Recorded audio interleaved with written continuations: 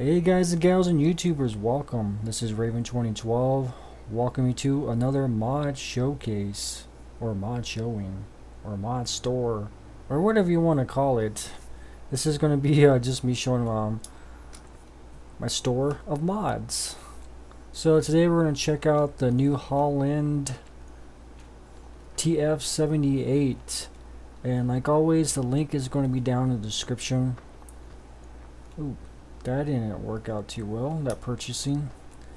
It's actually one that I believe might have been poured over from FS13 because looking at the model, looks like it was ported over from FS13. I did fire up FS13 yesterday and check out the differences, and it seems like they updated the textures to be a little bit higher quality than the FS13. I don't want to say HD, but it looks a little bit better, and maybe a little bit worse looking at some of the stuff here. So yeah, it was one of my favorite ones. Like I said, I always have favorite ones, but it was a good one that I really like towards the end of FS13. It's got a really nice solid model to it. This edition just has the cutter on it, and it doesn't have the corn header yet, so I'm assuming the next editions will have the corn header, because that's what came with the FS13 version. So let's take a look at it. Let's go in the store and take a look at it. It's going to be obviously under harvesters. Just scroll on over New Holland. Not much description down here. It's 45,000 to purchase, 305 maintenance per day, and 330 horsepower. And I believe the grain capacity is either 5,000 or 6,000 liters. Well, we'll find out here shortly. We'll fire it up on the field and give it to harvest some stuff, and she performs out there. And the header is, scroll on down over here, it's the New Holland NHTF78 C450 cutter. It's $11,000 to buy that. It's a 4.5 meter head, and it's $50 maintenance in a day. So there's not much to say about these guys here. The model quality, I like it. I mean, even in an FS13, it was pretty good. The only thing I'm noticing, some of the textures I really don't like. I think they need to be updated some more. These tires seem to be pretty dark over here.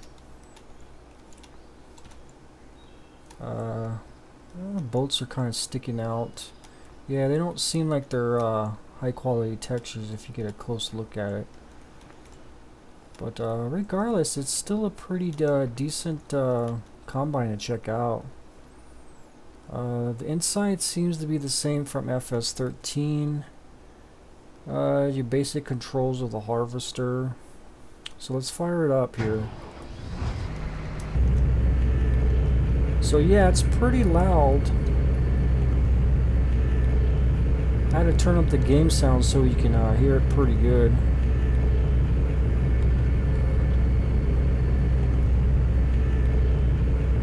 I actually need to turn them down so you guys can hear me, but I wanted you guys to hear that. It's actually pretty loud. Let's see if we can get hooked up to this header. Seems like you can clip through it. So yeah, one of the good features of this that I loved from the past is the sound in this. This thing sounds beastly. It's actually, the textures aren't too bad when you're zoomed out in third person. Actually, it looks pretty good. I think a little bit more detailed than it was in FS13. So we'll go set her up and harvest some of this field over here, which is, I believe, wheat. And I think this should, the back should drop down when you select from swath and no swath. Let me see if it does. No, it's supposed to. I know the other one did.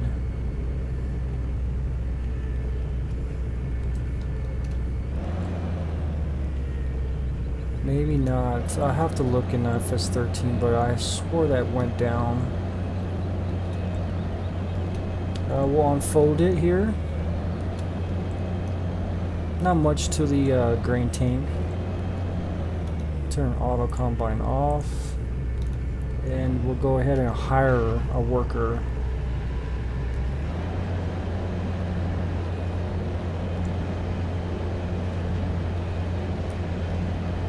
It's got a really misty type particle effect in the back there when they disable the swath on it. It's pretty nice. This does get dirty. I've tested it out.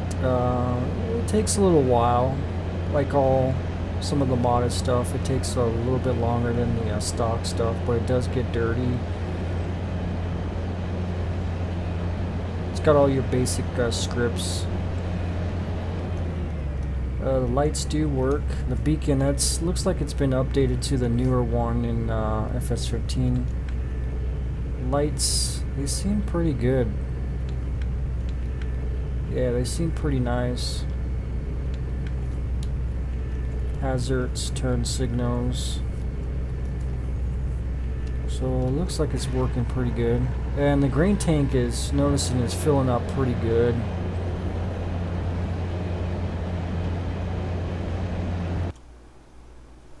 So we'll buy something to go unload it. Let's just get a decent sized tractor. And we'll get the Fleego.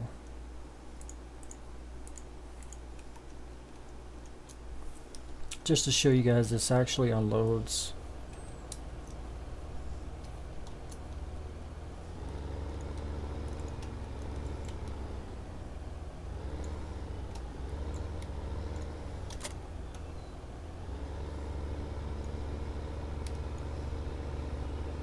And there's no errors in the logs either. The log is clean. I always check the logs in my mods.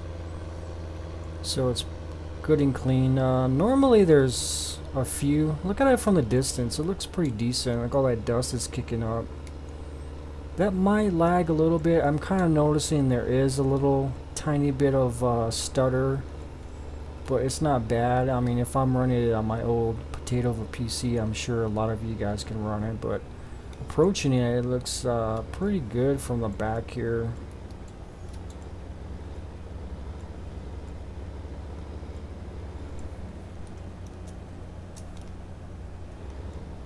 And we'll wait till it's full. It's actually 81%, and oh man, I can't even see.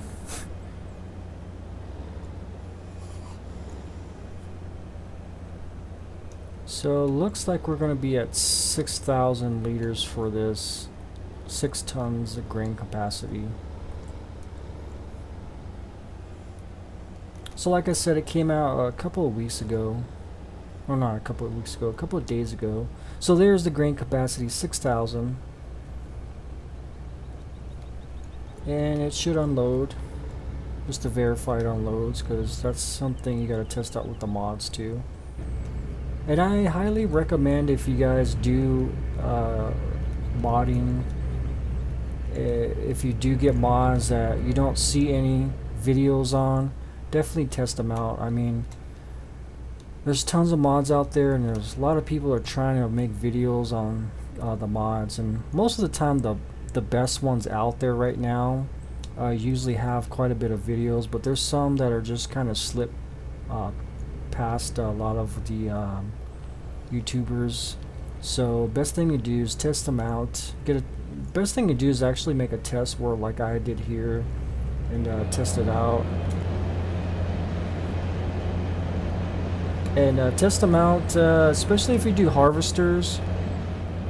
Test them out to see if they work on the fields. Test them out if they unload, because I've had in the past had harvesters and it looked great and they function great on the field, but as soon as you want to unload them, for some reason they don't unload. So definitely test that out.